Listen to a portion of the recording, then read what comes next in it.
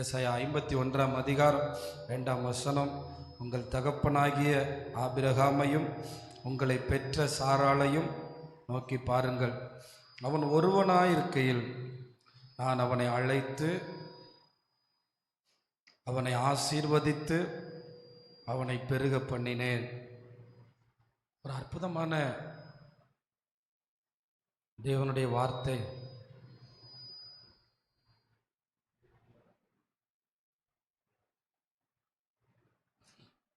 எத்தனையோ தடவை ஏசாயா தீர்க்க தரிசன புஸ்தகத்தை நான் வாசிச்சிருந்தாலும் ஒரு நாள் இந்த வசனத்தை பார்க்கும்போது எனக்கு ரொம்ப ஆச்சரியமாயிடுச்சு. எத்தனை தடவை ஏசாயா தீர்க்க தரிசன புஸ்தகத்தை நம்ம திருப்பி திருப்பி வாசிச்சிருப்போம். எத்தனை தடவை பயப்படாதே, நான் உன்னோடு இருக்கிறேன், திகையாதே, நான் உன் தேவன், அப்படி நிறைய வாக்குத்தத்தங்கள் இருக்கிற அந்த பகுதியில் இந்த வசனம் ரொம்ப பெரிய காரியத்தை செஞ்சிருச்சு. என்னன்னு பார்த்தா, நம்ம எல்லாருமே அடிக்கடி சொல்றது, நான் ஒருத்தன் தானே, நான் ஒரு ஆள் தானே வர்றேன், நான் ஒரு ஆள் தானே இருக்கேன் அப்படிங்கிற ஒரு காரியம் கிறிஸ்தவ ஓட்டத்தில் நமக்கு சோர்வு உண்டாக்கு. என்னோட இன்னும் ஒரு ஆள் இருந்திருந்தா நல்லா இருக்குமே, எனக்கு துணைக்கு இன்னும் ஒருத்தர் இருந்திருந்தா நாங்கள் எங்கள் குடும்பத்தில் கொஞ்சம் ஆண்டவரை தேடுவோமே அப்படின்னு நினைக்கும் போது இந்த இடத்துல ஒரு விஷயத்தை ஆண்டவர் ரொம்ப அழுத்துறார். அவன் ஒருவனாய் இருக்கையில்.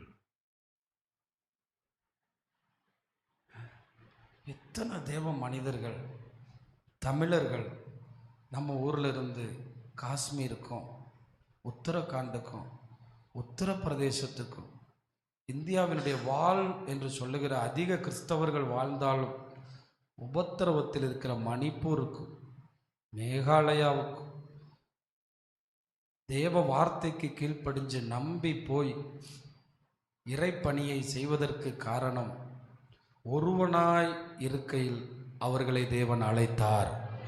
இதுதான் உண்மை. ஒருவனாய் இருக்கையில் ஆண்டவர் அவனை அழைக்கும் போது அவங்க அப்பாவும் உயிரோட இல்லை ஆபிரகாமுக்கு. ஏன்னா அந்த தகப்பன் என்கிற ஒரு பெரிய ஸ்தானமும் உடைக்கப்பட்டிருக்கு, அதுவும் இல்லை. இன்னொன்று, ஆபிரகாம் வீட்டில் ஆண்டவர் அழைத்த நேரம் ரொம்ப கொடுமையான நேரம். என்னன்னா, அந்த காலத்தில் மரணங்கிறது எப்பயாவது தான் வரும். சாதாரணமாக ஒரு ஆள் 200 வருஷம் 180 வருஷம் வாழ்வான். ஆனால் அங்கே ஆபிரகாமனுடைய அண்ணனும் மரிச்சு போயிட்டான். ஊர் உலகம் என்ன பேசியிருக்கும்னா, ரொம்ப பாவம் செஞ்ச குடும்பமாக இருக்கும் போல, ரொம்ப மோசமான குடும்பமாக இருக்கும் போல அப்படின்னு கூட பேசியிருப்பாங்க. அப்படிப்பட்ட ஒரு நேரத்தில் தான் ஆண்டவர் அவனை அழைக்கிறார். இந்த வசனத்தை நான் படிக்கும்போது இவ்வளோ பேர் இருக்கோமப்பா, இவ்வளவு அதிகமான பேர் இருக்கோமப்பா, ஆனால் ஆபிரகாமுக்கு இப்படிலாம் கூடி ஆராதிக்கிறதுக்கு ஆட்களே இல்லை. ஆனால் நம்ம என்னைக்காவது இதை யோசிச்சிருப்போமா, இவ்வளோ பேர் இருக்கும். அப்போ தான் நான் நினச்சேன், நம்மக்கிட்ட இருக்கிற ஆட்கள் ரொம்ப அதிகம்னு. அல்லேலூயா. பக்கத்தில் இருக்க ஆளை பார்த்து சொல்லுங்க, இயேசுநாதர்கிட்ட இருந்ததை விட நம்மக்கிட்ட அதிகமான ஆள் இருக்கு. அவர்கிட்ட 12 தான் இருந்துச்சு. ஒருவனா நீங்க இந்த கூட்டத்துக்கு வந்திருக்கீங்கன்னா இன்னைக்கு ஆண்டவர் உங்களோட பேசுறார். ஒருவனா வந்திருந்தீங்கன்னா, எனக்கு இதை நான் ஒரு ஊழியர் மீட்டிங்கில் போய் பேசும்போது நான் அந்த செய்தியை உங்களுக்கு கொடுக்க போகிறதில்ல, ஏன்னா ரொம்ப நேரம் யோசிக்க வச்சிருச்சு. நான் அப்படியே உட்காந்து ஆபிரகாமை யோசிச்சுக்கிட்டு இருந்தேன். யாருமே இல்லையே, அவனுக்கு துணைக்கு யாருமே இல்லையே, பேச்சு துணைக்கு பக்கத்தில் கூட எல்லாம் வெளியில் உள்ள கானானியர், எபூசியர், எமோரியர், எல்லாமே வெளியே ஆட்கள். நமக்கு எங்கே பார்த்தாலும் சொந்தக்காரன். ஒரு இல்லையா சொல்லுங்களேன், எங்கே பார்த்தாலும் தெரிஞ்ச ஆள், எங்கே பார்த்தாலும் இருக்காங்க. மொத்த ஏரியாலையும் யாருமே இல்லை, மொத்தமாக ரிலாக்ஸ் பண்ணுறதுக்கு எதுவுமே இல்லை. ஆனால் ஒருவனாய் இருக்கையில் அவன் தேவனுடைய வாக்கு தத்தத்தை சுதந்தரித்தான. கைத்தட்டி கர்த்தரை மகிமைப்படுத்துங்க. அல்லேலூயா. ஒருவனாய் இருக்கையில் தேவனுடைய மிகப்பெரிய திட்டமாகிய இந்த உலகத்துக்குள்ள ஆண்டவரை கொண்டு வருகிற அந்த மேன்மையான திட்டத்துக்கு காரணமாய் மாறினார். அதாவது தேவ பிள்ளைகளுக்கு எதுவுமே சாதகமா இருக்காதுங்கிறதுக்கு ஆபிரகாம் தான் நமக்கு அடையாளம். ஆனால் தேவ பிள்ளைகளுடைய முடிவு உலக மனுஷனுடைய முடிவு போல இல்லாமல் இருக்கும் என்பதற்கும் அவனே அடையாளமா இருக்கிறான். அவனுக்கு அவருடைய வாழ்க்கையை நான் சுற்றி பார்க்கும்போது அந்த கானான் தேசம் கூட அவருக்கு சாதகமா இல்லை. வந்து சேர்ந்த உடனே பஞ்சம், பசி, பட்டினி. நிறைய நேரத்தில் நம்ம நினைக்கிறோம் ஆண்டவருக்குள்ள வந்த உடனே பசி, பட்டினி, நெருக்கம், உபத்திரவம், கண்ணீர் எல்லாமே சேர்ந்து வந்துருச்சு.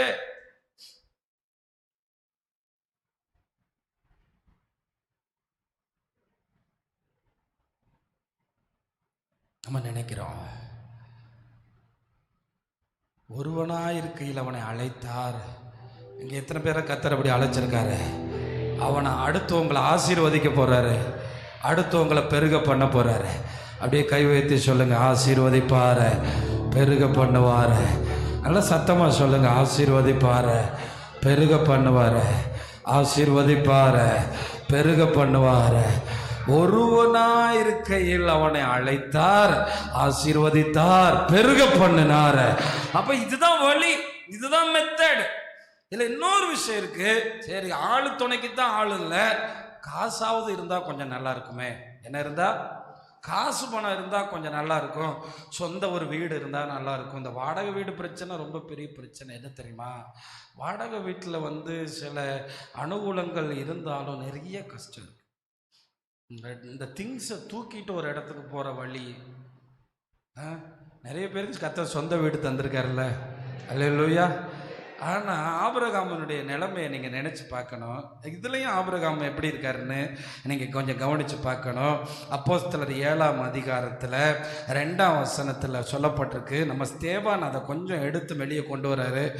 ஆமாம், அதற்கு அவன் சகோதரரே, பிதாக்களே கேளுங்கள், நம்முடைய பிதாவாகி ஆபிரகாம் காரானூரிலே குடியிருக்கிறதற்கு முன்னமே மெசபத்தோமியா நாகரிகம்னு சொல்லுவாங்களே, உலகத்தின் முதல் நாகரிகம், அந்த பகுதியிலே இருக்கும்போது மகிமையின் தேவன் அவனுக்கு தரிசனமாகி. யார் தரிசனமாகி? மகிமையின் தேவன் அவனுக்கு தரிசனமாகி. 4ஆம் வசனத்தை வாசிங்க.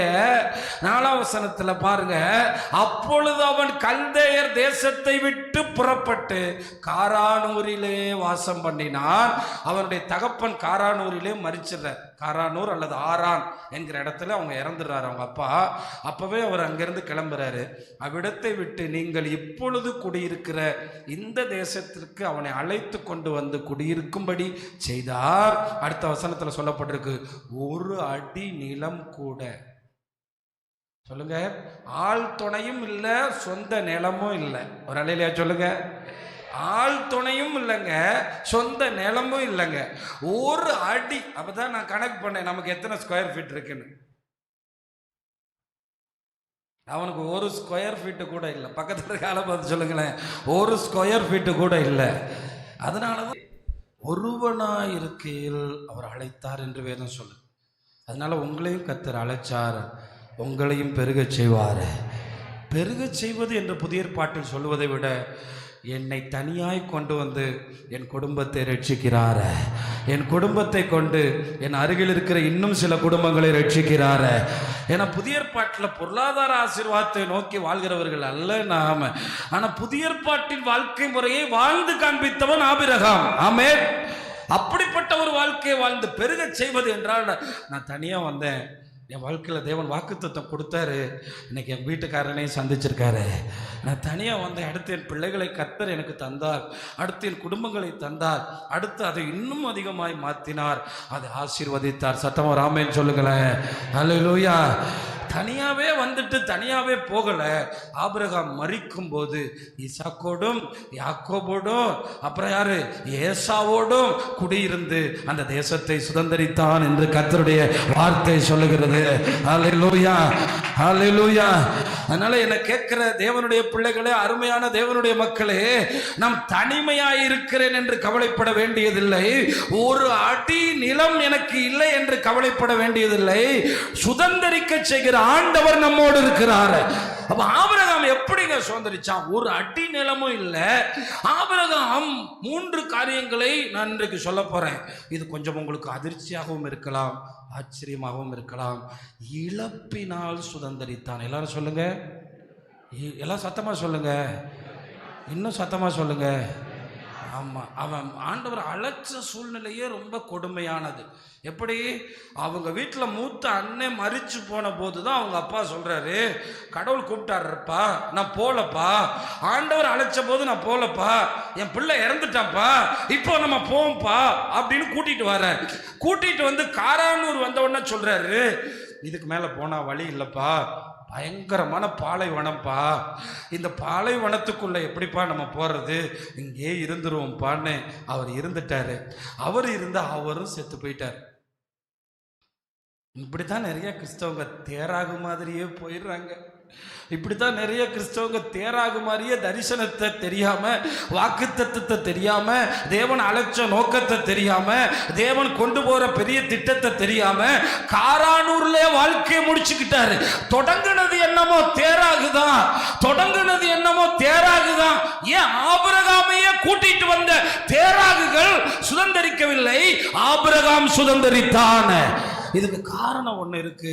தேராகுக்கள் இழக்க பயப்படுவார்கள், படிப்பை இழக்க மாட்டார்கள், குடும்பத்தை இழக்க மாட்டார்கள், இயேசுவுக்காக இழக்கவே மாட்டார்கள், பயப்படுவார்கள். இது இழந்தால் என்ன ஆகுமோ? இப்பொழுது எனக்கு ஆயிரக்கணக்கான மாடுகள் இருக்கிறது, ஆயிரக்கணக்கான ஆடுகள் இருக்கிறது, ஒரு அடி எடுத்து வச்சா எப்படி தண்ணி கிடைக்கும், எப்படி? ஆனா ஆபிரகாமோட ஒரு மாடு கூட சாகல, ஆபிரகாமோட ஒரு ஆடு கூட சாகல. ஆபிரகாமனுடைய மந்தையை கர்த்தர் காப்பாற்றினார். ஆனா வேறு விதமான இழப்புகளை சந்தித்தார். வாக்குத்தத்தத்தின் பக்கத்தில் வந்து வாக்குத்தத்தம் வெளிப்படும் போது தன்னை விட்டு ஒரு நிமிடம் கூட பிரியாத சாராளை அவன் இழந்தான். நீங்கள் நினைக்கலாம், சாராளுடைய இழப்பு அவனுக்கு எப்படிப்பட்டது என்றால், வேறு எந்த சந்தோஷத்தையுமே பார்க்க முடியாத அளவிற்கு ஈசாக்கு வெளியவே வரவில்லை. ஈசாக்கு வெளியில் வந்து ஒரு சந்தோஷத்தையும் பார்க்காத அளவிற்கு முடங்கி போய்விட்டான். தனக்கு இருந்த ஒரு மகனுடைய வாழ்க்கையவே முடங்க பண்ணின அளவிற்கு சாராளுடைய மரணம் அந்த குடும்பத்தை அசைத்து போட்டது.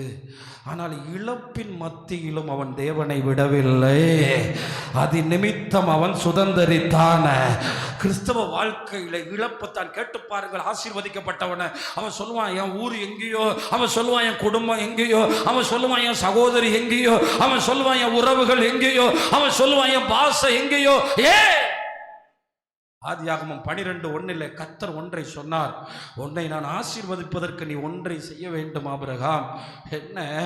உன் தேசத்தை விட வேண்டும், உன் இனத்தை விட வேண்டும், உன் தகப்பன் வீட்டை விட வேண்டும், நான் உனக்கு காண்பிக்கும் தேசத்துக்கு நீ போக வேண்டும், இதையெல்லாம் நீ விட்டுத்தான் போக வேண்டும். அதனால தான் என்னமோ ஆபிரகாம் திரும்பி போகவே இல்லை, ஒரு தடவை கூட போகல. நமக்கு எல்லாருக்கும் ஆசை இருக்கும்ல, நான் பிறந்த ஊரை போய் ஒரு தடவை பார்த்துட்டு வரணும், இருக்குமா இல்லையா சொல்லுங்க? கிராமத்தில் பிறந்தவங்க எல்லாம் போனால் சில நேரம் அழுதுருவாங்க. இங்கே தான் பிறந்தேன், எங்கள் அம்மா இங்கே தான் வளர்த்தா, என்ன இந்த வீட்டில் தான் நான் இருந்தேன், இந்த ஊரில் தான் நான் குடியிருந்தேன். அது எல்லாருக்கும் ஒரு சென்சிட்டிவாக இருக்கும். நம்ம ஊர், நம்ம பிறந்த ஊர், நம்ம வாழ்ந்த ஊர், நம்மளை அறியாமலே பல நினைவு ஓடும். ஆனால் ஆபிரகாம் திரும்ப போகலை. ஏன்னா வாக்குத்தத்தத்துக்காக அதை இழந்துட்டாங்க. அல்லேலூயா.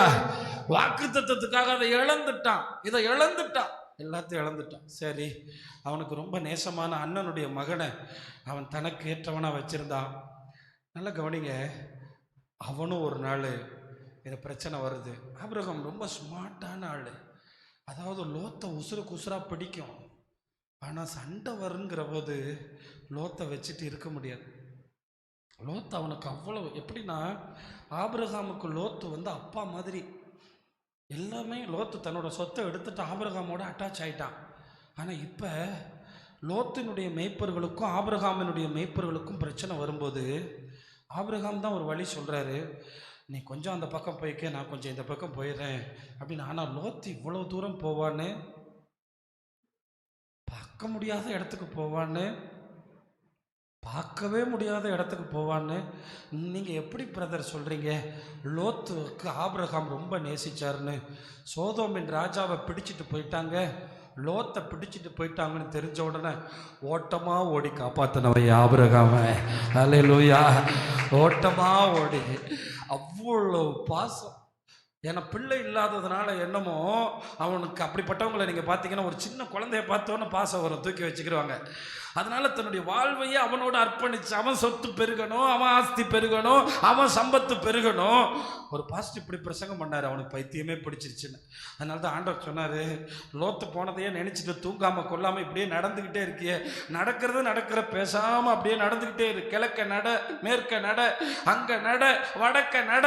இனிமே நீ நடக்கிற இடமெல்லாம் உனக்கும் சந்ததிக்கும் தான் நான் சுதந்திரமா தரப்போறேன். கையை தட்டி கர்த்தரை மகிமைப்படுத்துங்க. ஹல்லேலூயா. உனக்கு ஒருவேளை பைத்தியம் பிடிச்சது போல இருக்கலாம், சில இழப்புகள் பைத்தியம் பிடிச்சது போல இருக்கலாம், அதை மற்றவங்க புரிஞ்சு கொள்ள முடியாத நிலைமையில இருக்கலாம், அது மற்றவங்களுக்கு சொல்ல முடியாத நிலைமையில இருக்கலாம்.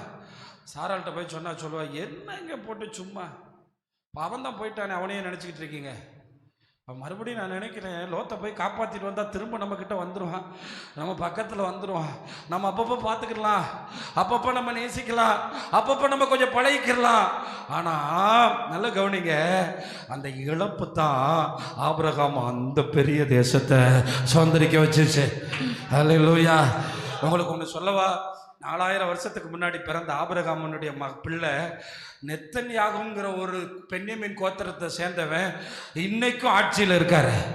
தெரியுமா உங்களுக்கு? இன்னைக்கு ஆட்சியில் இருக்கார். யாராவது தமிழ்நாட்டில் 4000 வருஷத்துக்கு முன்னாடி பிறந்த ஒருத்தருடைய மகன் இன்னைக்கு இருக்காருன்னு நீங்க யாராவது சொல்லி பாருங்க, சொல்லி பாருங்க. நீங்க என்ன, ஆண்டவராகிய இயேசு இதை நமக்கு கொஞ்சம் கண் திறக்கும்படி பேசினார்.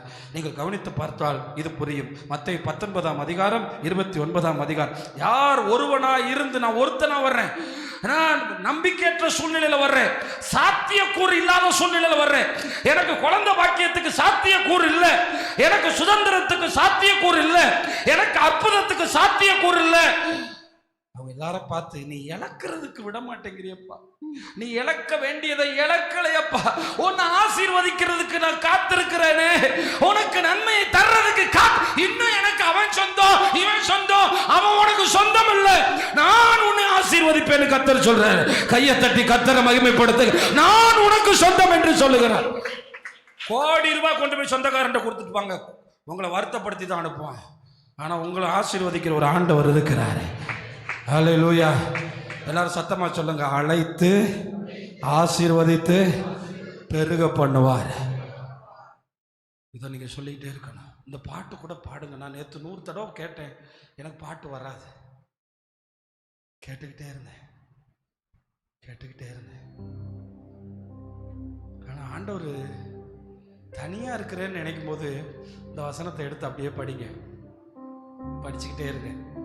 யாருமே இல்லைன்னு, ஏன்னா நிறைய பேர் தனியாக தானே வர்றீங்க. அல்லேலூயா. சாராள் இருக்கு, ஆனால் சாராள் இல்லை. அப்படிதான் இருக்கு பிரதர். இயேசுவை ஏற்றுக்கொண்டதுக்கப்புறம் பாசமான மனைவி பேச்சு இல்லை, பாசமான உறவுகள் இல்லை, எப்பயும் திட்டுதலும் கண்ணீரும் தான் இருக்குன்னு சொல்கிறீங்களா? இந்த வசனத்தை பாருங்கள், எல்லாரும் சொல்லுங்கள், எல்லாரும் சேர்ந்து வாசிப்போம். என் நாமத்து நிமித்தம் வீட்டையாவது, சகோதரரையாவது, சகோதரிகளையாவது, தகப்பனையாவது, தாயையாவது, மனைவியையாவது, பிள்ளைகளையாவது, நிலங்களையாவது விட்டவன் எவனோ அவன் 100 அடைந்து நித்திய ஜீவனையும் சுதந்திரித்துக் கொள்வான். ஆபிரகாம் எப்படி சுதந்திரித்தான்? இழப்பினால் சுதந்திரித்தான். இழப்பு வரும்போது உடனே இயேசு விட்டுறோம், ஆராதனையை விட்டுறோம், கூட்டத்தை விட்டுறோம், விசுவாசத்தை விட்டுடுறோம். அப்படி ஆபிரகாம்கிட்ட கேட்டிங்கன்னா லிஸ்ட் போட்டு சொல்லுவார். இன்னும் தன்னுடைய வாழ்க்கையில் கடினமான காலத்திலையும் குழந்தை இல்லாத போது வளர்த்த இஸ்மவேலையும் இழக்கிறான். தன்னோடு கூட வாழ்விலே அங்கமாயிருந்து தனக்கு மனைவியாக இருந்த ஆகாரையும் இழக்கிறான். அவனுக்கு ஒன்று புரிஞ்சு போச்சு, இதெல்லாம் இழந்தா தான் நம்மளும் நம்ம சந்ததியும் வாக்கு தத்தத்தை சுதந்திரிக்க. கைகளை தட்டி கர்த்தரை மகிமைப்படுத்துங்க. அல்லேலூயா. இங்கே நிறைய பேர் இழந்திருக்கோம், ஆனால் ஆபிரகாம் மாதிரி இழந்தாலும் நான் அவர் மேலே நம்பிக்கையாக இருப்பேன். நூறுத்தனையாய் தருகிறவரும் நித்திய ஜீவன். அப்போ தான் நீங்கள் உறவுன்னு ஓடுறீங்களே, அதனால் உங்களுக்கு ஏதாவது செய்ய முடியுமா? அதனால தான் ஆபிரகாம் மில்கால் வீட்டுக்கு போனதே இல்லை, திரும்ப அவனுடைய இன்னொரு சகோதரனை பார்த்ததே இல்லை, திரும்ப அந்த குடும்பத்தை போய் அவன் சந்தித்ததே இல்லை, திரும்ப அந்த வீட்டிலிருந்து ஒருவள் இங்கு வந்தால அது மட்டும்தான் வரலாறு. அவன் திரும்ப அந்த தேசத்துக்கு போகலை. சரியாக என் கணக்கு இருக்குமானால் 75 ஆண்டுகள் கானானில் உயிரோடு இருந்தான். 75 வருடத்தில் 75 தடவை போயிட்டு வந்திருக்கலாம். நான் சொல்கிறது ரொம்ப தப்பான கணக்கு, சாரி. 65 வயசில் அவனை கூப்பிட்டார். 75 வச்சுக்கிறோம், 100 வருஷம் இருந்தான். கானானில் எத்தனை வருஷம் சொல்லுங்கள், எத்தனை வருஷம்? அதனால தான் சொல்லணும், எனக்கு கர்த்தர் சில சுதந்திரங்களை வச்சிருக்காரு. என்னை நூறத்தனையாய் அவர் பெருக பண்ணுவார், என்னை அவர் ஆசீர்வதிக்கிறவர். அதற்கு சில இழப்புகளை சந்தோஷமாக ஏற்றுக்கிறனும், சந்தோஷமாக அதை நாம் அனுபவிக்கணும், சந்தோஷப்பட வேண்டும். அது ஆண்டவருக்காக நமக்கு கிடைத்த பாக்கியம். ஆண்டவர் இதை சொல்கிறதுக்கு ஆண்டவருக்கு தகுதி இருக்கானா? பரலோகத்தை, பிதாவை, தூதர்களை, எல்லாவற்றையும் விட்டு நமக்காக இறங்கி வந்தவர் அவர் தான் இன்றைக்கு நம்மை பார்த்து சொல்லுகிறார், உன் வாழ்வில் நான் கொடுத்த வாக்குத்தத்தங்களை நீ சுதந்தரிக்க வேண்டுமானால் இதை செஞ்சு தாகணும். ஒருவனாயிருக்கையில் அழைத்து ஆசீர்வதித்து பெருக பண்ணினார். அல்லேலூயா. எத்தனையோ குடும்பங்கள், இந்த பெண்களுக்கு ஒரு ஆசீர்வாதம் இருக்குது. தனியாக வருவாங்க, வீட்டுக்காரனை ரட்சிப்பாங்க, பிள்ளைகளை ரட்சிப்பாங்க, அப்புறம் பேரம் பேத்திகள்லாம் எடுத்து அந்த பட்டணத்திலே உயர்ந்த இடத்துக்கு வருவாங்க. இன்னைக்கு பார்த்தா இந்த பக்கம் இருக்கிறத விட இந்த பக்கம் அப்படி நிறைய ஆசீர்வாதத்தை கர்த்தர் வச்சிருக்கார். ஒருவனாக இருக்கையில் அழைத்து ஆசீர்வதித்து பெருக பண்ணுறார். அதனால் நம்மளா போய் குடியானவன்கிட்ட ஒட்டிக்கிட்ட மாதிரி ஒட்டிக்கிடக்கூடாது. கர்த்தர் நமக்கு சகோதரிகளை தந்திருக்காரு. கர்த்தர் நமக்கு வாக்கு தத்தங்களை தந்திருக்காரு. நல்ல கையை தட்டி கர்த்தரை ஸ்தோத்திரம் பண்ணுங்க. நல்ல கையை தட்டி கர்த்தரை உயர்த்துங்க. அல்லேலூயா. கர்த்தர் நமக்கு ஈசாக்குகளை தந்திருக்காரு. கர்த்தர் ஆபிரகாமுடைய வளர்ப்பு ஒரு மிகப்பெரிய காரணம். 15 வருஷம் யாக்கோபை போட்டு வளர்த்தான். 15 வருஷம் அந்த யாக்கோபு உருவாகி வர்றான் பாருங்க. 12 கோத்திர பிதாக்களா. அதுக்கு யார் காரணம்? ஆபிரகாமும் ஒரு காரணம். ஏன்னா ஈசாக்கு கொஞ்சம் டேஸ்ட்டாக சாப்பிட்றவர் தான். சாப்பாடு டேஸ்ட்டாக இருந்தால் ஆசீர்வாதத்தை கொடுத்துட்டு போயிட்டே இருப்பார். அவருக்கு சாப்பாடு தான். ஏன்னா பிறந்தது அப்படி. 100 வயசில் பிறந்தா, உங்களுக்கு ஒரு பிள்ளை பிறந்தா நீங்கள் என்ன டெய்லி பிரியாணி கொடுப்பீங்களா? டெய்லி மட்டன் தான். மட்டன் இல்லாமல் சாப்பாடே கிடையாது. டெய்லி மட்டன் தான். அவருக்கு மட்டன் தான் சாப்பாடு தான் மட்டன். அப்படி வாழ்ந்தவர் அவர். அதனால மட்டன் சமைச்சிட்டு ஏசா வந்தால் அவன் தலையில் போட்டுருவார், இந்தா வச்சுக்கன்னு. ஆனால் ஆபிரகாம் அப்புறம் பார்த்தாரு, ஈசாக்கு பார்த்தாரு, நம்ம இவனெல்லாம் ஆசீர்வதிக்க நினச்சி இவனெல்லாம் ஆசீர்வதிச்சுட்டான், நீ கிளம்பி போயிட்டு வாடான்னு சொல்கிறாரு. அதுதான் பின்னாடி 12 கோத்திர பிதாக்களாக வந்தாங்க, தேசத்தை சுதந்திரிச்சாங்க. இப்போ நான் என்ன சொன்னேன்? இழப்பினால் சுதந்திரித்தான். 2வது பொறுமையினால் சுதந்திரித்தார். சொல்லுங்க, எல்லாரும் சொல்லுங்க. என்ன சொல்லுங்க? அதனால அந்த பொறுமை ரொம்ப முக்கியம். ஆமாம், யாரெல்லாம் பொறுத்து இருக்காங்களோ, எத்தனையோ பேர் வருவாங்க, ஆசீர்வாதத்தை பெறுவாங்க, சர்ச்சை விட்டே போயிடுவாங்க. கொஞ்சம் பொறுமையாக இருங்க. யோபுவை இரட்டிப்பாய் ஆசீர்வதித்தவர். யோபுவின் பொறுமையை குறித்து கேள்விப்பட்டிருக்கீங்களே? அங்கிட்டு பார்க்காதீங்க, அழைத்தவர் உங்களோடு இருக்கிறாரு. அங்கிட்டு பார்க்காதீங்க. நிறைய நேரத்தில் அங்கே இங்கே பார்க்கும்போது தான் இந்த பொறுமை இழந்துடுறோம். நான் உங்களுக்கு கர்த்தருடைய வார்த்தையை சொல்லுகிறேன். எபிரேயர் 6ஆம் அதிகாரம் 11ஆம் வசனத்தில் இருந்து நீங்கள் பார்த்தால், எபிரேயர் 6:11, நீங்கள் அசதியாயிராமல். பொறுமையா இருக்கேன்னு சொல்லிட்டு சும்மா இருக்கக்கூடாது. எப்படி? பொறுமையா இருக்கேன்னு சொல்லிவிட்டு சும்மா இருக்கக்கூடாது. பொறுமையா இருக்கேன்னு சொல்லிட்டு தூங்கிட்டே இருக்கக்கூடாது. நீங்கள் அசதியாயிராமல் வாக்குத்தத்தமான ஆசீர்வாதங்களை விசுவாசத்தினாலும் நீடிய பொறுமையினாலும் சுதந்திரித்துக் கொள்ளுகிறவர்களை பின்பற்றுகிறவர்களாய் இருந்து. சிலர்லாம் பாருங்க, அவன் என்ன நடந்தாலும் ஆண்டவரை துதிக்கிறத நிறுத்த மாட்டான், ஆண்டவரை தேடுறதை நிறுத்த மாட்டாங்க, ஆண்டவருக்காக செயல்படுறதை நிறுத்த மாட்டாங்க. ஏன்னா அவன் அசதியா இருக்க மாட்டான். நான் சுதந்திரிக்கிறேன் நம்புறான், சோந்தரிச்சிருவேன் நம்புறான். சரீரம் செத்து போனாலும் சோந்தரிப்பேன் நம்புறான். சாத்திய கூறு இல்லாட்டாலும் சோந்தரிப்பேன் நம்புறான். அடுத்த வசனத்தை போடுங்க. உங்களுடைய நம்பிக்கையின் பூரண நிச்சயம் உண்டாகும்படி நீங்கள் யாவரும் முடிவு பரியந்தம். நல்லா இருக்கும்போது கர்த்தர் தருவாருன்னு சொன்னோம். ஆமாம், கொஞ்சம் கொஞ்சமாக பலன் குறையுது, வயசு கூடுது, பலவீனம் அதிகமாக வருது. இனி எப்படிங்க சுதந்திரிப்போம்? அதனால தான் இங்கே வசனம் சொல்லுது, உங்களுடைய நம்பிக்கையின் பூரண நிச்சயம் உண்டாகும்படி நீங்கள் யாவரும் தொடங்கும் போது எப்படி ஜாக்கிரதையாக இருந்தீங்களோ அதே ஜாக்கிரதையாக இருக்கணும். அல்லேலூயா. ஆனால் உங்களுக்கு சொல்லுங்கள், தொடங்கும் போது ஆபிரகாம் ஜாக்கிரதையாக இருந்தார். குடும்பத்தை, தேசத்தை, சொந்த சகோதரனை விட்டுட்டு வந்தார். ஆனால் முடியும் போது ரொம்ப ஜாக்கிரதை ஆயிட்டார். வாக்குத்தத்தத்தை வருஷம் தொடங்கும் போது இந்த வருஷம் இதை சாதிப்போம், வருஷத்தின் நடுவில் அப்படியே விழுந்துடுறதா? இல்லை. தொடங்கும் போது ஸ்தோத்திரம், அல்லேலூயா, ஸ்தோத்திரம், 3 நாள் கூட்டம், 30 நாள் கூட்டம், அதோட நிறுத்திட்டா? இல்லை. பொறுமையோடு கூட செயலாக்குதல் நடந்துகிட்டே இருக்கு. பொறுமையோடு கூட அந்த ஜாக்கிரதை உணர்வு நடந்துகிட்டே இருக்கு. பொறுமையோடு கூட அந்த துதி நடக்குது. பொறுமையோடு கூட அந்த பரிசுத்தம் நடக்குது. பொறுமையோடு கூட தேவனை தேடுறது நடக்குது. பொறுமையோடு தேவனை பின்பற்றுவது நடக்குது. அடுத்த வசனத்துல, ஆபிரகாமுக்கு தேவன் வாக்குத்தத்தம் பண்ணின போது, உன்னை அழைச்சேன், உன்னை ஆசீர்வதிச்சேன், உன்னை பெருக பண்ணுவேன், இந்த தேசத்தை தருவேன் என்று அவர் தன் பேரில் ஆணையிட்டார். ஏனென்றால் அவரை விட பெரியவர் யாரும் இல்லாததுனாலே நிச்சயமாகவே நான் உன்னை ஆசீர்வதிக்கவே. அந்த வே இருக்கு பார்த்தீங்களா, அந்த வே ரொம்ப முக்கியமானது. இன்னைக்கு பக்கத்தில் இருக்க ஆளை பார்த்து சொல்லுங்க, உங்களை ஆசீர்வதிக்கவே ஆசீர்வதிப்பார். அதனுடைய அர்த்தம் என்னன்னா 99.9 அல்ல, 100%. இந்த தமிழில் வே இருக்குல்ல, நான் அதை வழின்னு பார்க்குறேன் பாருங்க. இங்கிலீஷில் வே இருக்க மாதிரி இந்த ஒன்று ஆசீர்வதிக்கவே. அது வயசானாலும் சரி, காலம் மாறினாலும் சரி, வருஷானாலும் சரி, நீ ஒருத்தனா இருந்தாலும் சரி, ஒரு அடி நிலம் இல்லாட்டாலும் சரி, கையை தட்டி கர்த்தரை மகிமைப்படுத்துங்க. நீங்க சுதந்திரிக்கவே சுதந்திரிப்பீங்க, ஆசீர்வதிக்கவே. அதனால தான் பொறுமையாக இருக்கணும். தண்ணி கலங்கி இருக்கும்போது அவசரப்பட்டுறக்கூடாது. ஆகார் ஒட்டிக்கிடுவா. கொஞ்சம் தண்ணி தெளியும் போது உள்ளே இருக்கிறது நல்லா தெரியும். அங்கே தான் ஆசீர்வாதம் இருக்கும். உலகத்தில் சொல்லுவாங்கள்ல, அந்த தண்ணி தெளியும் போது உள்ளே இருக்க காயின் தெரியும்.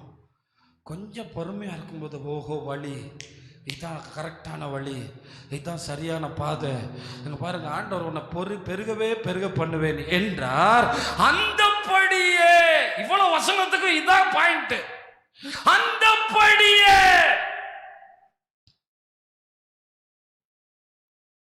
அவன் பொறுமையாய் காத்திருந்து. எல்லாரும் சொல்லுங்க, பொறுமையாய். நான் ஏன் சொல்றேன்னா, அப்பதான் அது உருவாகும். பொறுமையாய் காத்திருந்து வாக்குத்தத்தம் பண்ணப்பட்டதை பெற்றான். இப்போ உங்களுக்கு புரியுதா? இழப்பினால் பெற்றான், ரெண்டாவது பொறுமையினால் பெற்றான். எபிரேயர் 10:36க்கும் இது ஒரு ஆதாரமான வசனம் இருக்கு. எபிரேயர் 10:36 பார்த்தீங்கன்னா, நீங்கள் தேவனுடைய சித்தத்தின்படி செய்து. இடையில ஆகார் வரும்போது இஸ்மவேல் வந்துட்டான்னா பக்ரீத் வந்துடும். பக்ரீத் வரக்கூடாது, சிலுவை தான் வரணும். ஒரு அலையிலையா சொல்லுங்களேன். பக்ரீத் ஏமாத்து வேலை, பொல்லாத கூட்டம். அவனை போய் பலி செலுத்துறது என்ன நோக்கம்? அது மாதிரி 1000 இஸ்மவேல் இருக்கான் ஆபிரகாம் வீட்டில். கேத்துராளுக்கு பிறந்தவன், அவனுக்கு பிறந்தவன். என்ன, இவன் கொஞ்சம் வீட்டில் இருந்தான், அவ்வளவுதான். ஆனா ஈசாக்கு தான் வாக்குத்தத்தத்தின் பிள்ளை. கையை தட்டி கர்த்தரை மகிமைப்படுத்துங்க. என்ன கேட்கிற தேவனுடைய பிள்ளைகளே, இஸ்மவேல் அல்ல சித்தம், ஈசாக்கு தான் சித்தம். தேவனுடைய சித்தத்தின்படி. எவ்வளவு பெரிய வரலாறை ஏமாத்திட்டாங்க பார்த்தீங்களா? அது ரொம்ப தப்பு இல்லையா? ஆபிரகாம் தன் மகனை பலியிட்டான்னு முதல்ல மாற்றினாங்களாம். மாற்றிட்டு இப்போயும் குர்ஆனில் அப்படி தான் இருக்கான். பின்னாடி அதை விளக்க உரை எழுதினவங்க மகன்கிற இடத்துல யாரை போட்டாங்களாம்? எப்படி பண்ணுறாங்க? அதுக்கப்புறம் பண்ணுறாங்க சிலுவையில் இயேசு அறையப்பட்டாருங்கிறது கிபி உலக வரலாறு, ஹிஸ்ட்ரி. அதை மாற்றிட்டு கெத்சமனை தோட்டத்தில் மறைஞ்சு போயிட்டாரான். எப்படி எழுதுறாங்க பாருங்க. அதனால தான் கர்த்தர் நமக்கு முன்னமே எழுதி கொடுத்துருக்காரு. இவன் எழுதி கொடுத்த பிறகே கிறுக்குறான்னா, எழுதி கொடுக்காட்டா நம்மளை பைத்தியமாக்கி இருப்பாங்க. அதனால தான் நீங்கள் கொஞ்சம் ஜாக்கிரதையாக இருக்கணும். கொஞ்சம் ஜாக்கிரதையாக தான் இருக்கணும். பைபிளில் எழுதி கொடுத்த பிறகு 600 வருஷத்துக்கு அப்புறம் நீங்கள் எழுதுறத எப்படியா இன்னும் கொஞ்சம் பேர் அதையும் நம்பிக்கிட்டு இருக்காங்க. கை உயர்த்தி அவங்களுக்காக ஸ்தோத்திரம் பண்ணி, ஆண்டவரே அவங்களையும் இந்த சுதந்திரத்துக்குள்ள நீங்கள் கொண்டு வர்றதுக்காக ஸ்தோத்திரம் ஆண்டவரே, ஸ்தோத்திரம் ஆண்டவரே. சித்தத்தை செய்கிறதுக்காகத்தான் ஆபிரகாமுக்கு கொஞ்சம், ஏன்னா இடையில டைவர்ட் ஆகாத, அதே சாராளுக்குள்ளே இருந்து தான் வாக்குத்தத்தம். அதே சாராளுக்குள்ள இருந்து தான் ஈசாக்கு, அதே ஈசாக்குக்குள்ள இருந்து தான் லேவி, அதே குடும்பத்தில் தான் கர்த்தர் கிரியை செய்ய போறாரு, அதே குடும்பத்தில் தான் கர்த்தர் செயலாற்ற போறாரு. அதுல வேற வழியே இல்லை, அதுல வேற வழியே இல்லை, அதுல வேற வழியே இல்லை. அதனால நான் ஒருவனா இருக்கேன். நீங்க ஒருவனா இருக்கும்போது நான் உங்க பிள்ளையோ உங்க பேரனையெல்லாம் பார்த்துட்டு இருக்கேன். கர்த்தருக்குள்ள உங்களை கர்த்தர் ஒருவனா கொண்டு வரல. சில நேரங்களில் நம்ம மறிச்சு போனா கூட தேசத்தை 430 வருஷம் கழிச்சு நம்ம சந்ததி சுதந்திரிச்ச மாதிரி கையை தட்டி நம்ம பிள்ளைங்க அந்த வாக்கு தத்தத்தை தேடி வருவார்கள். அது உண்மை, அது உண்மை, அது உண்மை. மூன்றாவது, விசுவாசத்தினால் சுதந்திரித்தான். சத்தமா சொல்லுங்க. முதல்ல என்ன சொன்னேன்? அதான் அன்னைக்கு நேற்று எங்கள் வீட்டில் ஒரு சின்ன பிள்ளை வந்துச்சு. அதுக்கு நான் என்னெல்லாம் சொல்கிறேன்னோ அதுவும் சொல்லிச்சு. அப்பா சொல்லு, அப்பா சொல்லு, அம்மா சொல்லு, அம்மா சொல்லு. அதே மாதிரி விசுவாசம் சொல்கிறாங்க. அப்படி இல்லை. இழப்பினால் சுதந்திரித்தான், பொறுமையினால் சுதந்திரித்தான், அடுத்தது விசுவாசத்தினால் சுதந்திரித்தான். இது 3 பிரிவாக போகுது. ஐயோ 3 பிரிவாக போச்சுன்னா இப்போவே 8:45 ஆயிடுச்சா, அப்போ எப்படி அப்படின்னு கேட்குறீங்களா? அதை லைட்டாக தொட்டுட்டு நான் போகிறேன், சரியா? எபிரேயர் 11ஆம் அதிகாரத்துக்கு நேராக எடுத்துக்கிறேங்க. விசுவாசம் 3 விதமாக ஆபிரகாமுக்குள்ள கிரியை செஞ்சுருக்கு. அதாவது விசுவாசத்தில் ஆபிரகாம் 3 விஷயத்தை செய்கிறார். 11ஆம் அதிகாரம் 8ஆம் வசனம். விசுவாசத்தினாலே ஆபிரகாம் சுதந்திரமாக பெறப்போகிற இடத்திற்கு போகும்படி அழைக்கப்பட்ட போது கீழ்ப்படிந்து தான் போகும் இடம் இன்னதென்று அறியாமல் புறப்பட்டு போனான். எப்படி போனானா? எங்கே போக போகிறோம், எங்கே தங்க போகிறோம், எங்கே இருக்க போகிறோம், எங்கே கூடாரம் போக போகிறோம், எங்கே ஊழியம் செய்ய போகிறோம், யார் விசுவாசி, யாரோட பேச போகிறோம், யார் மத விசுவாசி, யார் வரப்போகிறா, யார் நம்ம கூட இருக்க போகிறா, எந்த இடத்துல தங்க போகிறோம், நல்லவங்களா கெட்டவங்களா, நம்மளை அடிப்பாங்களா கொல்லுவாங்களா, எங்கன உட்காரணும், தேசம் மழை பெய்யுமா பெய்யாதா, தேசத்தில் தண்ணி இருக்கா தண்ணி இல்லையா, போய் பார்த்துட்டு வந்துட்டு போகிறேன் இல்லை, எப்படி இருக்குன்னு தெரிஞ்சுட்டு போகிறேன்னு இல்லை, சொந்தக்காரன் இருக்கானான்னு தெரிஞ்ச பிறகு போகிறேன் இல்லை, ஜாதிக்காரன் இருக்கானான்னு தெரிஞ்ச போகிறதில்லை. விசுவாசத்துல காணாததை நம்பி கர்த்தருடைய வார்த்தையை நம்பி புறப்பட்டு போய் சுதந்திரித்துக் கொண்டான். அல்லேலூயா. ஆமா, போய் பாப்போம் ஊழியத்துக்கு வசதியான இடமா, நமக்கு வாய்ப்பு இருக்கு. கூகுளில் கூட பார்த்துக்கலாம், இல்லை இன்டர்நெட்டில் அடித்து எவ்வளோ கிறிஸ்தவங்க, எவ்வளோ இந்துக்கள், எவ்வளோ மற்றவங்க, எத்தனை பெர்சன்டேஜ் பார்த்துட்டு ஊழியத்துக்கு போகலாம். எதுவுமே இல்லை. காணாததை நம்பி போனான். எதை நம்பி போனா சொல்லுங்க? எதை நம்பி போனா? தேவனுடைய. அதில் ஒரே ஒரு வார்த்தை தான் இதில் இருக்குது. விசுவாசத்தினால கீழ்ப்படிஞ்சு எந்த இடத்துக்கு போகிறோன்னே தெரியாமல் புறப்பட்டு போனா. நிறைய பேர் சொல்லுவாங்க, ஆண்டவரே என்னை இந்த ஊர்லேயே வைங்க. இவங்க இப்படி நிறைய பேர் இருக்காங்க. அப்புறம் எப்படி ஆண்டவர் அந்த வாக்குத்தத்தம் பண்ண பெரிய கானான் தேசத்தை சுதந்திரிக்கிறது, எப்படி ஆண்டவர் வாக்குத்தத்தம் பண்ண பெரிய ஆசீர்வாதத்தை சுதந்திரிக்கிறது. அப்போ ஆண்டவர் விசுவாசத்தினால எந்த ஊருக்கு போகிறேனே தெரியல, எப்படி இருப்பாங்கன்னே தெரியல. உங்களுக்கு ஒன்று தெரியுமா? ஆபிரகாம் கொஞ்சம் கலர் சிவப்பு, அந்த ஊரில் இருந்தவன் கருப்பு. ஏன்னா முதல்ல போய் அந்த ஊரை பிடிச்சவன் காம் சந்ததி. காம் சந்ததிகள் எல்லாம் ஆப்பிரிக்காவில் உள்ளவங்களை போல இருப்பாங்க. அவங்க தான் போய் முதல்ல பிடிச்சாங்க. அதனால தான் சாராலை பார்த்த உடனே அவங்களுக்கு என்ன வந்துருச்சு, ஏன்னா நம்ம ஊரில் இருக்காலாம் கருப்பாக இருக்கா, இந்த சாரால் பயங்கரமாக இருக்காளே. இப்போ அன்றைக்கு எகிப்தியர்கள் காம் சந்ததியை சேர்ந்தவர்கள். இன்றைக்கு இருக்கிற எகிப்தியர்கள் இல்லை. இன்றைக்கு இருக்கிற எகிப்தியர்கள் வேற சந்ததியை சேர்ந்தவர்கள், சேம் சந்ததியை சேர்ந்தவர்கள். அரபியர்கள் சேம் சந்ததியை சேர்ந்தவர்கள், யூதர்கள் சேம் சந்ததியை சேர்ந்தவர்கள். என்ன கேட்கிற தேவனுடைய பிள்ளைகளே, ஊரு பாசை எதுவுமே தெரியாம ராட்சசர்கள் போல இருக்கிற அந்த ஊருக்குள்ள பயந்து பயந்து எப்படி வாழ போறோன்னு தெரியல. ஆனா கீழ்ப்படிஞ்சு போனா தேசத்தை சுதந்திரிச்சான். அல்லேலூயா. நிறைய பாஸ்டர்மார்களை பார்த்துருக்கீங்களா? பலசாலிகளாக இருக்க மாட்டாங்க, பலசாலிகளாக இருக்க மாட்டாங்க, ரொம்ப பெரிய தைரியசாலிகளாக இருக்க மாட்டாங்க. ஒன்றே ஒன்று செஞ்சுருப்பாங்க, கீழ்ப்படிஞ்சு போயிருப்பாங்க. சபையில் போய் பார்த்தீங்கன்னா 2000 பேர் இருப்பாங்க, 5000 பேர் இருப்பாங்க. பார்த்தா ரொம்ப சாப்பிட்காரனாக இருப்பார். விசாரித்து பார்த்தீங்கன்னா அவர் சொந்த ஊர் எங்கே, அவர் எந்த ஊருக்காரரு, அவருக்கு இந்த ஊரில் என்ன தெரியும், ஒன்றும் தெரியாது. எப்படி? விசுவாசத்தினால. எல்லாம் ஒரு தடவை சொல்லுங்க, விசுவாசத்தினால கீழ்ப்படிஞ்சு சுதந்திரிச்சிட்டாரு. விசுவாசம் வரும்போது என்ன வரும்? அவ்வளோதான். ஒரு ஆள் 1000 ரூபா தர்றாரு, பஸ் ஸ்டாண்டில் நிற்கிறார், உடனே கிளம்பிடும். ஏன்னா அவர் 1000 ரூபா தருவார். நம்ம என்ன பண்ணுறோம்? விசுவாசிக்கணும். போய் 1000 ரூபா கொடுங்க சார், எல்லாரும் ஓட்டு போட்டோம் 2500 ரூபா வரும்னு. ஏன்னா என்ன பண்ணோம்? விசுவாசித்தோம். தப்பு ஒன்றும் இல்லை. ஆனால் ஆண்டவரை மட்டும் என்ன செய்ய மாட்டோம். ரெண்டாவது விசுவாசத்தில் என்ன செஞ்சார் தெரியுமா? 11ஆம் அதிகாரம் 9ஆம் வசனத்தில், விசுவாசத்தினாலே அவன் வாக்குத்தத்தம் பண்ணப்பட்ட தேசத்தில் பரதேசிய போல சஞ்சரிக்கணும். இப்படி சஞ்சரிச்சான். பைக் இருக்கணும், பரதேசி மாதிரி இருக்கணும். கார் இருக்கணும், பரதேசி மாதிரி இருக்கணும். ஏசி இருக்கணும், சில நேரம் ஆமாம் மரத்தடியிலையும் படுக்கணும். அல்லேலூயா சொல்லுங்க, அல்லேலூயா. நம்ம ஏசி இருக்கணும், தூசியில் இருக்கணும். ஏன்னா ஆபிரகாமனுடைய செல்வத்தை உலகமே தாங்காத அளவுக்கு செல்வம் வச்சுருந்தான். கானான் தேசத்துக்கு வந்த உடனே அவ்வளோ பணம் இருந்துச்சு. ஆனால் எப்படி சஞ்சரித்தான் சொல்லுங்கள், எப்படி சஞ்சரித்தான்? பரதேசிய போல. அடிக்கடி ஆண்டவர் சொல்லுவார், மவனே இந்த ஊரை விட்டு நீ போகணும்னு நினச்சி இடம் வாங்கு, இந்த ஊரை விட்டு போகணும்னு நினச்சி காரியங்களை செய், இந்த ஊரை விட்டு போகணும்னு நினச்சிக்க, உனக்காக நித்திய வீடு காத்திருக்கிறது. பரதேசிய போல சஞ்சரித்து. ஏன் அப்படி சஞ்சரிச்சானா? அப்போ பார்த்தீங்களா, பைபிளில் 2 பேர் பரதேசியாக சஞ்சரித்தாங்க. அவங்க சந்ததிகள் கண்டிப்பாக பரலோகத்தில் இருப்பாங்க. ஒன்று யோனதாப், இன்னொன்று யோனதாப் ஒரு பெரிய அஃபீஷியல்ஸ், யெகூவினுடைய அமைச்சரவையில் தலைமை செயலாளர் போல் இருந்தவன். அதுக்கு முன்னாக ஆகாபினுடைய அமைச்சரவையில் பெரிய பதவியில் இருந்தவன். ஒரு IAS கலெக்டர் போல இருந்த யோனதாப்புக்கு சொந்த வீடு கட்ட முடியாம இல்ல.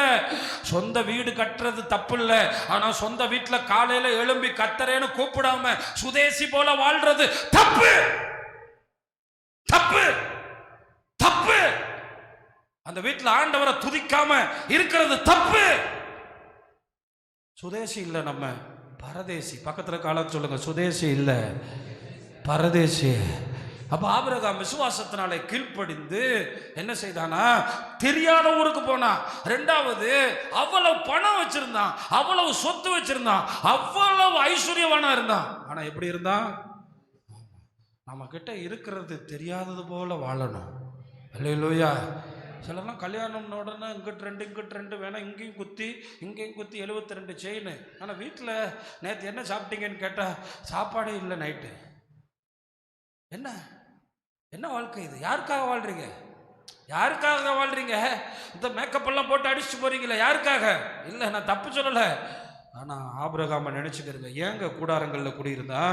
ஏனெனில் 10ஆம் வசனத்தில் கர்த்தரே சொல்லிட்டாரு, தேவன் தாமே கட்டி உண்டாக்கின என்ன நகரத்துக்காக? நம்ம ரொம்ப பக்கத்தில் இருக்கோம். இயேசுநாதருடைய முதல் பிரசங்கம் என்ன தெரியுமா? மனம் திரும்புங்கள், பரலோக ராஜ்யம் சமீபமாக இருக்கு.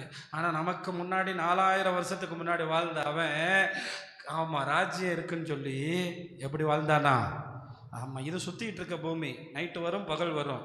ஆனால் அஸ்திபாரம் உள்ள நகரத்தில் ஒரே வெளிச்சம். இயேசு நித்திய வெளிச்சமாக இருப்பார், ஆண்டவர் நித்திய வெளிச்சமாக இருப்பார். அப்போ சுதந்திரிக்கணும்னா பிரியமானவர்களே, நம்ம வாழ்க்கையில் சிலருக்கெல்லாம் கொஞ்சம் பணம் வந்துட்டா போதும், நடம் மாறுது, பார்வை மாறுது, ஆமாம் எல்லாமே மாறுது. என்னமோ அவங்களுக்கு வந்துருச்சான். என்னையா வந்துச்சு? ஒரு நாள் தூக்கி கொண்டு போய் குழியில் போட்டு மண்ணை போட்டு மூடிட்டு போயிட்டே இருப்பான். இதை மட்டும் நினச்சிக்கிட்டு வாழுங்க. ஒருத்தன் முந்தி போகிறான், ஒருத்தன் பிந்தி போகிறான். ஆனால் தேவ ராஜ்யத்தில் தேவனை போல இருப்போம். அல்லேலூயா. ஆமாம், இழப்பினால சுதந்திரிச்சான், பொறுமையினால சுதந்திரித்தான், விசுவாசத்தினால காணாத ஊருக்கு போனால், விசுவாசத்தினால கூடாரங்களில் குடியிருந்தான். பரதேசியை போல அதை நம்பணும். அதான் ஒரு தேவ மனுஷன் சொன்னார், பீரோக்குள்ளே கோடி ரூபா இருந்துட்டு ஒருத்தன் முழங்காலில் நிற்கிறான், அவன் பரதேசி. அல்லேலூயா. இன்னைக்கு பாருங்கள், தேவ மனுஷர்களை பாருங்கள். தூத்துக்குடியில் ஒரு பெரிய பெரிய ஃபேக்ட்ரி, பெரிய பெரிய ஒரு பிஸ்னஸ் மேன், காபிரியல் சாரி ஒரு பேர் என்ன, கமாலியல் பாஸ்டர், பெரிய பிஸ்னஸ் மேன், எக்ஸ்போர்ட் பிஸ்னஸ், பெரிய பிஸ்னஸ் பண்ணுறாங்க. பிள்ளைங்க பெரிய தொழில் அதிபர்களாக இருக்காங்க. ஆனால் எப்படி ஆண்டவருக்கு முன்னாடி நிற்கிறாங்க? ஒரு நாள் பைபிளை திறந்து அவர் பிரசங்கம் பண்ணி நீங்கள் பாருங்கள். இன்னைக்கு போய் வீட்டில் போய் ஏதாவது அவரோட வீடியோ இருந்தால் பாருங்க, 1000 வசனம் சொல்லுவார். ஒரு வசனம் கூட பைபிளை திறந்து படிக்க மாட்டார். கேட்டு பாருங்க. நம்ம பிள்ளைங்கள்ட்ட இன்னைக்கு என்ன வச்சிருக்கோம்? நம்மகிட்ட ஒண்ணுமே கிடையாது. ஆனா நம்ம பிள்ளைங்களோட இருதயத்தில் என்ன போடல? ஆமா, காஞ்சிரோட கன்வென்ஷனுக்கு வந்தார், பைபிள் ஜிப்பே திறக்கல, வசனத்தை சொல்லிக்கிட்டே இருக்கார். அப்ப நம்ம சொல்றோம், அவரு நிறைய காசு வச்சிருக்காரு, அதான் அந்த கார்ல வர்றாரு, அந்த கார்ல தான் வந்தாரு, ஆனால் முழங்காலில் நிற்கிறாரு. அல்லேலூயா. நான் சொல்ல மாட்டேன் அப்படி. தேவன் அவனவனுடைய கிரியைக்கு தக்கதாக ஆசீர்வதிக்கிறாரு. நான் சொல்லவே மாட்டேன். கர்த்தர் அவங்கள வச்சிருக்கார். நீங்கள் நல்லா இருங்க, அவங்க தேசத்தை சுதந்திரிக்கட்டும். அதனால சொல்கிறேன், நம்ம எல்லாரும் தேசத்தை சுதந்திரிக்கணுமா, இருக்கிறது இல்லாத போல வரணும். நடந்து வரணுமா, கர்த்தருக்கு ஸ்தோத்திரம். பைக்கில் வரணுமா, கர்த்தருக்கு ஸ்தோத்திரம். நம்ம ரொம்ப கவனிக்கணும். நான் தான் சொல்கிறேன், இது ரொம்ப மூன்றாவது காரியம், விசுவாசத்தில் மூணாவது காரியம். இந்த விசுவாசத்துக்குள்ளே வர்ற மூணாவது காரியம் 17வது வசனம். 17வது வசனத்தை பாருங்க.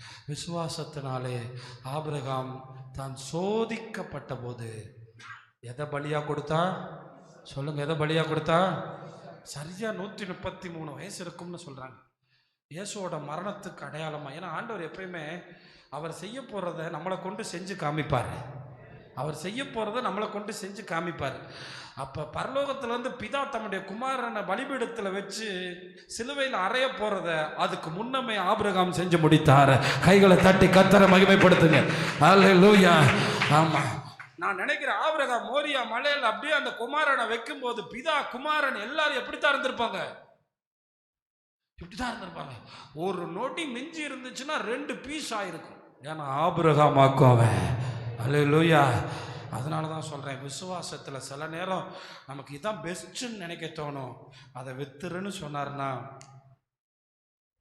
அது வேண்டான்னு சொன்னார்னா, தூக்கி பலிபீடத்தில் வச்சுட்டு போனால் நாம் ஈசாக்கோடு சேர்த்து சுதந்திரிப்போம். கையை தட்டி கர்த்தரை மகிமைப்படுத்துங்க. அல்லேலூயா. இது எனக்கு ரொம்ப கிரெடிட் பாஸ்டர், வேற எதை கேட்டாலும் கொடுத்துருவேன்.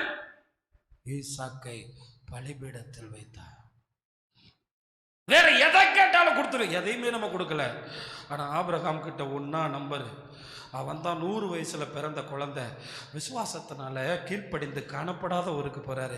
விசுவாசத்தினால வாக்குத்தத்தம் பண்ணப்பட்ட தேசத்தில் கூடாரங்களில் குடியிருந்தார். விசுவாசத்தினால மேன்மையான பலியாகிய ஈசாக்கு. அடிக்கடி கேட்டுக்கிறணும், இதை கொடுக்க சொன்னால் கொடுத்துருவேனா ஆண்டவரே, இதை கொடுக்க சொன்னால் கொடுக்க முடியுமா ஆண்டவரே, இது இல்லாமல் வாழ்ந்துருவேன். ஆனால் பாட்டு மட்டும் நீரின்றி.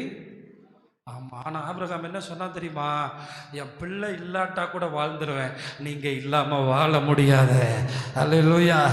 இங்கே இருந்துட்டு ஒரு 2 வயசு பிள்ளைய திட்டினா கோவம் வருது நமக்கு. 33 வயசு பிள்ளைய ஆண்டவர் திட்டலை, ஊழியக்காரர் திட்டலை, சொந்த அப்பா கத்தி வச்சிருக்கா கையில், சொந்த அப்பா வச்சிருக்கா கையில். ஏன்னா எனக்கு என் பிள்ளைய விட ஆண்டவர் முக்கியம். ஏன்னா என் பிள்ளையோட சேர்த்து இந்த தேசத்தை நான் சுதந்திரிக்க கர்த்தர் என்ன அழைச்சிருக்காரு. அதான் சொல்றேன், ஒரு அரை மணி நேரம் முன்ன ஒப்பு கொடுத்து வந்தவங்க எத்தனை பேர்? வந்தவங்களுக்கு ஸ்தோத்திரம். ஏன்னா நான் ஒப்பு கொடுத்துட்டேன், என் ஆண்டவர் கையில் நான் கொடுத்துட்டேன், விசுவாசத்தோடு கொடுத்துட்டேன். அதனால தான் இந்த 3 தான் ரொம்ப முக்கியம். என்ன முக்கியம்? இழப்பு இருந்துச்சுன்னா, நீங்கள் என் குடும்பத்தை இழந்திருக்கேன் பிரதர், நான் ஆண்டவர்கிட்ட வந்தனால நீங்கள் கண்டிப்பாக சுதந்திரிப்பீங்க.